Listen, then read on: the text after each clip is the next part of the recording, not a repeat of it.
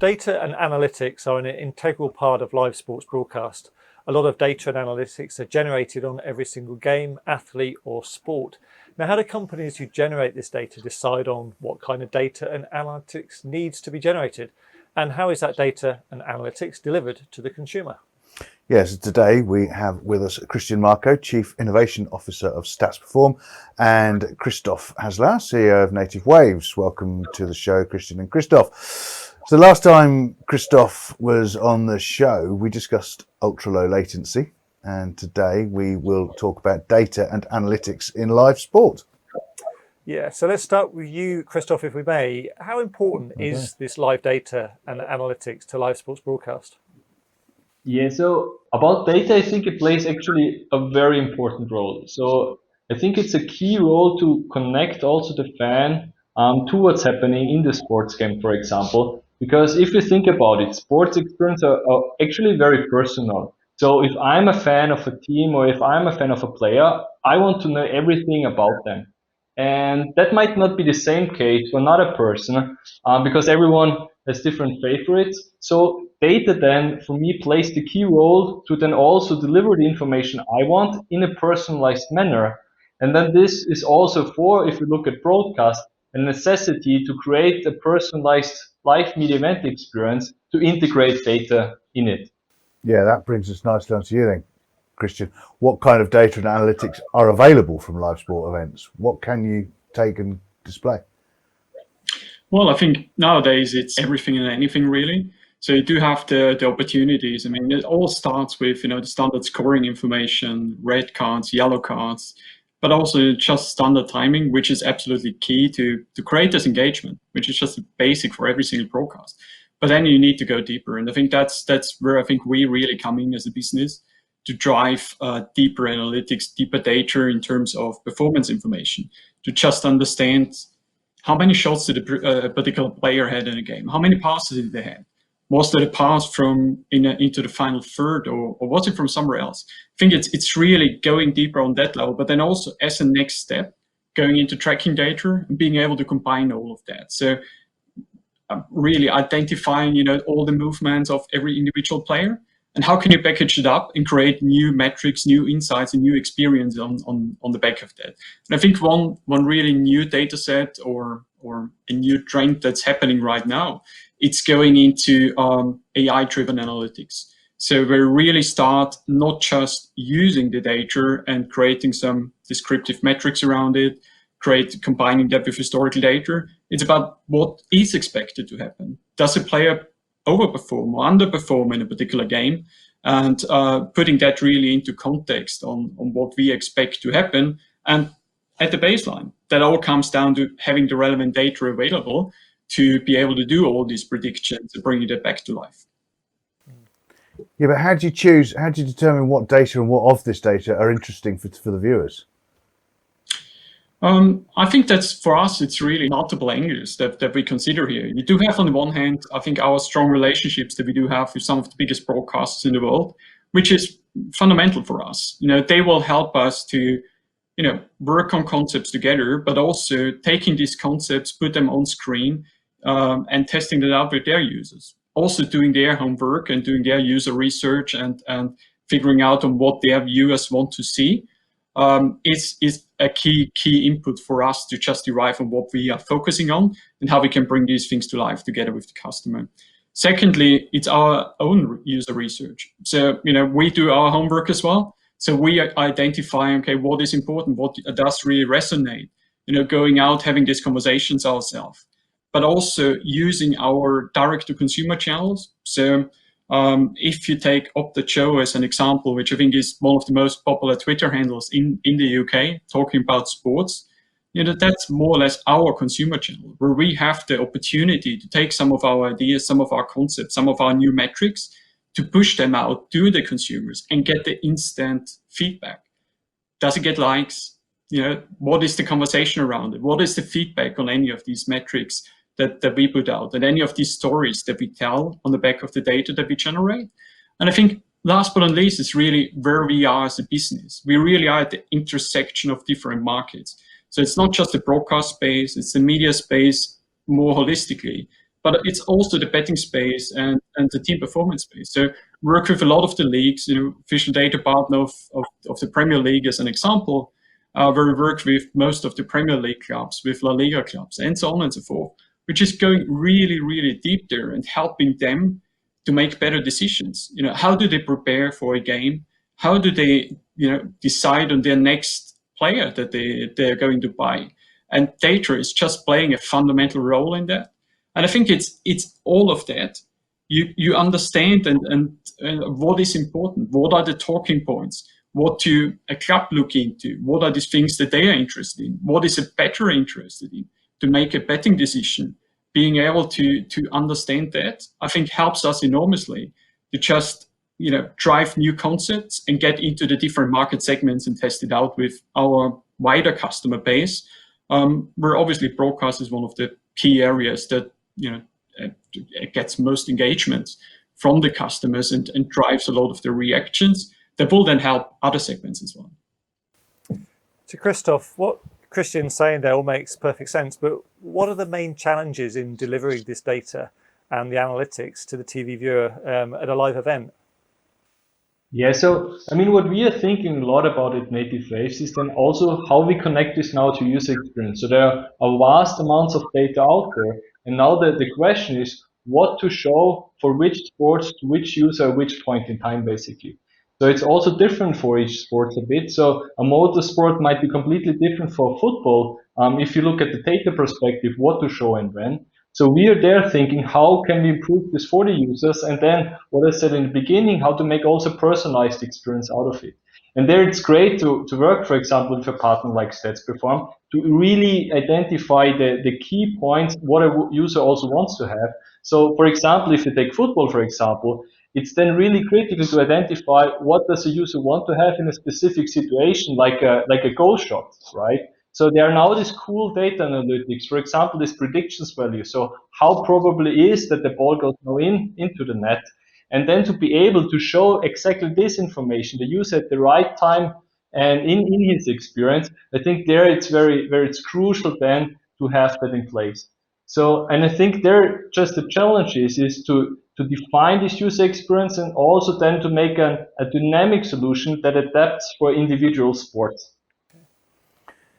Yeah, I was thinking that how do people go about what role does this play in personalization? Because you're very about personalization. How does that work? So basically with the personalization aspect, so there are many different elements to user experience also, and then in the end about the personalization, you also have video, you have audio content, and then there is the data.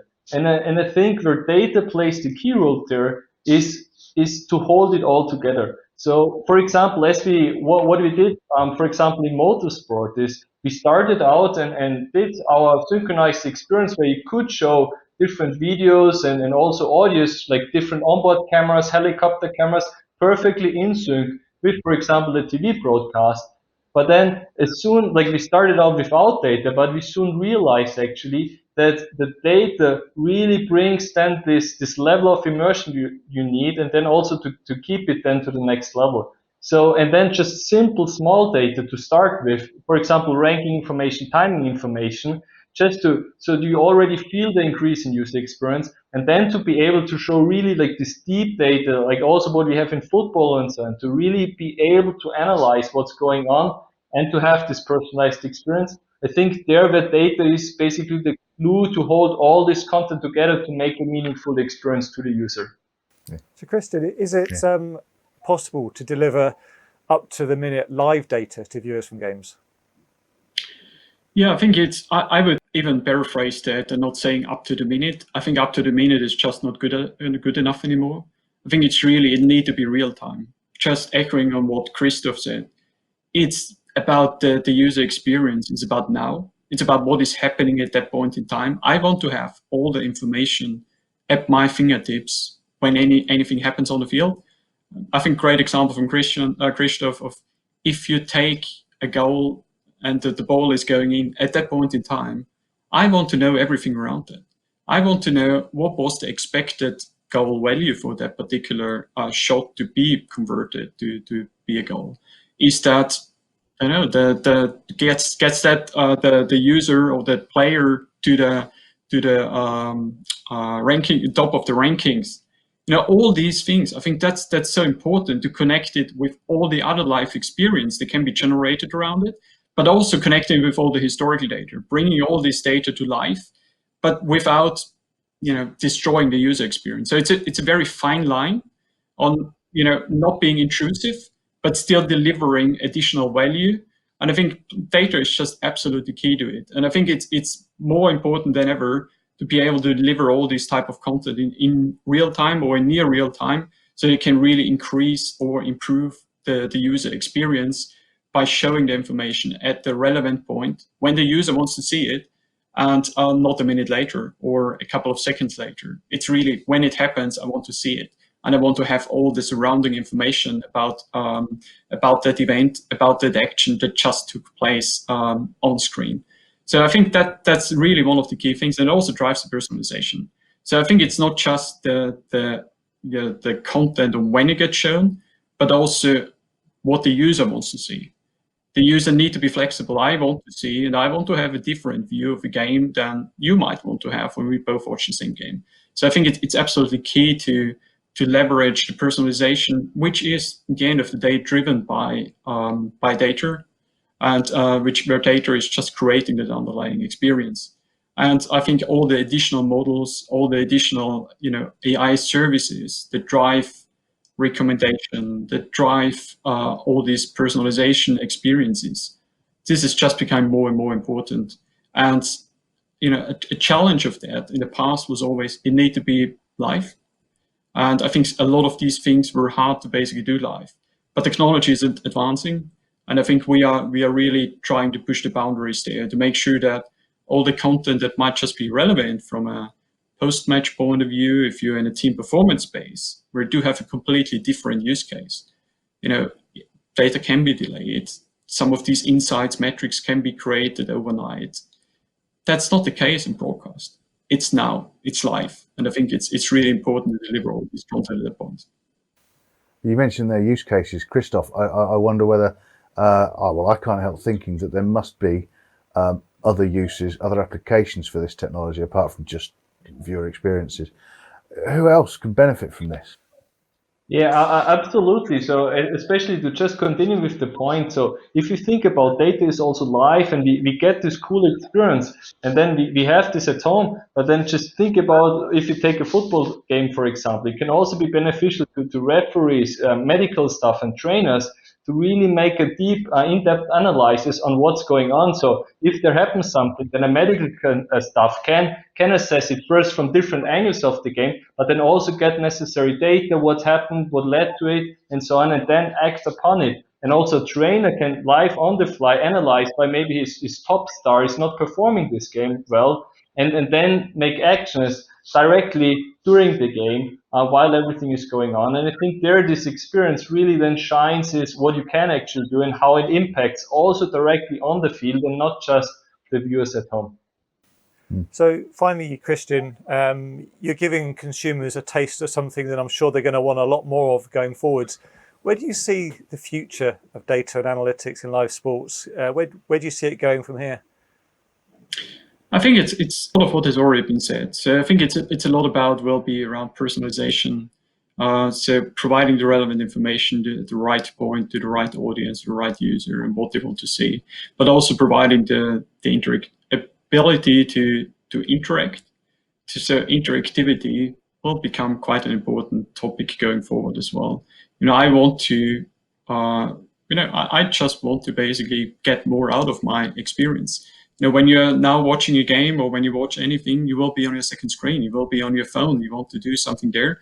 I think we'll transfer that back and create that into the experience. And that will also mean that we need to generate new data sets, which might not just be the standard sports data sets as we know them today, like the performance data or the tracking data. That's going deeper and will be very specific to create a different user experience and allow the creation of these different user experience. And I think really with what has happened over the last few years in technology with cloud computing becoming the standard, which basically just delivers unlimited compute power. AI making massive progress in terms of what you can actually do, in terms of automation, in terms of predictions, in terms of just going so much deeper than what a human could ever do. Human could never provide all these insights at that point in time.